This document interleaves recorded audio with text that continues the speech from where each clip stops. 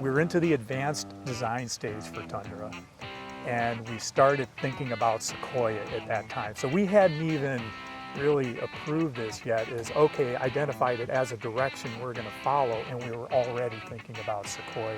If we showed you our advanced design model we created and the production model, you wouldn't be able to tell the difference.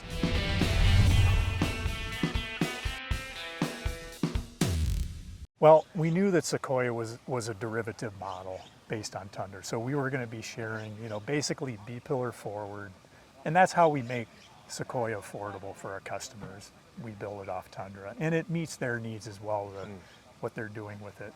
So we did need a new front end on Sequoia, though, because we have more families using Sequoia. There's a bit higher expectation for some sophistication in Sequoia.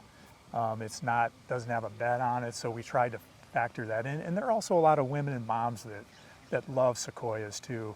And so we really changed out the front end from Tundra. And you'll notice that, of course. But what I see when I see the Sequoia, it looks like this one is tighter to the Tundra on which it's based than the previous generation. And at least in my eyes, I think that's a good thing, because the squared off design, what you did here, where it's a combination of, it's got some strength, but there's still some organic shape to it. And that's, I think, the most successful transition into the Sequoia. What was the decision in getting to that? Initially, we wanted Tundra to look muscular, of course. It had to look active. Again, our customers do a lot of recreational activities with their trucks. So this was a perfect, segue into Sequoia, which really, their activities are a lot the same. Their Sequoia customers are still towing, and they're doing the same things. They're just doing it with their families and extended families.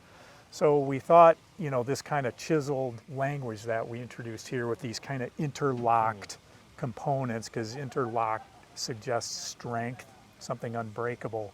We thought that was perfect for Sequoia as well. So when we designed Tundra, in the back of our mind, we're thinking, okay, there is going to be a Sequoia as well. So we have to factor that in so that these two worlds come together in an appealing way. I know the Tundra was done in your studio. Yep. Was the Sequoia done in your studio simultaneously? Same studio. We're into the advanced design stage for Tundra, and we started thinking about Sequoia at that time. So we hadn't even really approved this yet, identified it as a direction we're going to follow, and we were already thinking about Sequoia. By the way, if we showed you our advanced design model we created and the production model, you wouldn't be able to tell the difference. That's how close they came out. That's something you guys do frequently. It's not Yes. just in trucks. Like the LC500 was the same thing. Correct. You look at the LC500 concept, and then when you brought the other one out, the car looks the same. Yes. Like I show my 75 and 77-year-old parents, and they think it's a concept car. Yes, When they look exactly. Not this Well, we get there by working closely with engineering. We start at a very early stage. More so than other design studios? Well, I don't know about other studios, couldn't speak to that, but we are working very tightly with engineers during the platform stage, during the wheelbase decision stage, width, height, tire wheel size. So we're informing engineering from a design point of view what we need. The great thing about Tundra and the fun that we had doing it's an all new platform. So we had a lot of latitude to establish the parameters that will make this an appealing truck. So speaking of parameters, this has 85 different levels. You can get the cheap seats, and then you can get this one, which is 75 grand. And you can do the same thing, at least in hybrid only from what I understand, on the Sequoia.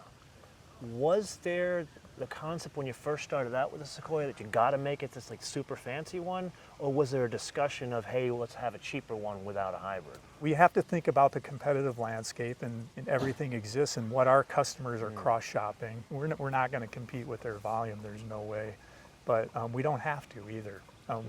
Why is that? Look at the age the current Sequoia is, and we still have some Amazing customers who really love that vehicle. That's great loyalty that we have in our customers, and the way they appreciate Toyotas. One thing we really strive for in Sequoia is just creating an elegant, long stretch cabin. We really love the blacked out A-pillar on Tundra, and we think that gives it a little heightened level of premiumness as well. And we're carrying that over into Sequoia as well, but it's all just a big, dark glass that runs all the way back to the D-pillar. Okay, so I think this is the point where you and I turn the episode around to the audience like we did with the Tundra episode. and solicit some feedback. Maybe some more design-related differences between the Tundra and the Sequoia. What would they want to see in terms of things that separate out the fancy one from the not so fancy one? Actually, you know another question we should ask? We should ask if there should be a non-hybrid version of the Sequoia. Would you be interested in hearing that? Sure. Or it's like, no, we only want the hybrid.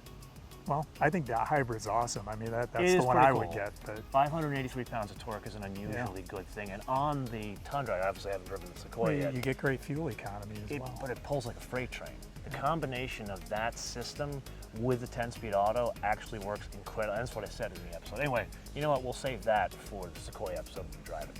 So, comments below or via our social media, MotoManTV all one word, MotoManTV all one word, Facebook, Twitter, and Instagram. And you too can share some feedback with Kevin, and we'll have him back on the show when we drive the Sequoia. Maybe he'll share something new with us. Super related? No? I will. He won't tell us anything. Maybe new FJ. How about that? You know what? We'll get feedback from a new FJ. This guy, man, he's quiet. What you don't know is off camera is the boss, the real boss of the operation. Like, she's the one pulling the strings. He can't say anything without her saying something. Anyway, until I see you in the next episode, be straight on. Thank you for coming on. Thank you. Thanks, George. I appreciate it. Thank you.